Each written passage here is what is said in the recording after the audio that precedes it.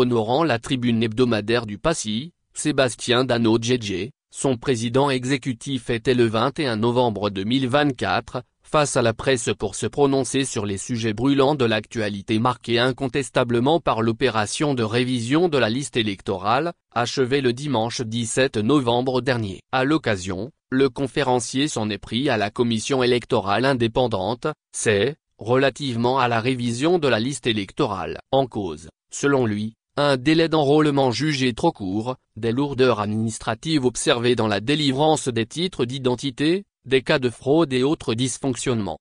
L'ex-ministre Dano-Djedje, à titre d'illustration, a relevé la forte affluence enregistrée dans les centres dans les derniers jours de l'opération, signe d'un intérêt croissant des populations mais stoppé malheureusement par la CEI. Poursuivant, il indiquera que cet empressement de l'organe chargé des opérations électorales dans le pays explique le chiffre de 800 000 primo-votants sur environ 4 500 000 attendus, soit 20%, qu'il trouvera catastrophique en termes de statistiques. À l'échelle du Passy, le PR Dano-Djedje portera à la connaissance de l'assistance que ce sont au bas mot, des millions d'Ivoiriens qui n'ont pu s'inscrire sur la liste en raison des tracasseries et autres lourdeurs administratives observées dans l'obtention des documents requis pour l'enrôlement. À cela, il faut ajouter l'absence de centres d'enrôlement dans les pays de lait et le faible nombre de lieux d'enrôlement dans les pays comme le Ghana.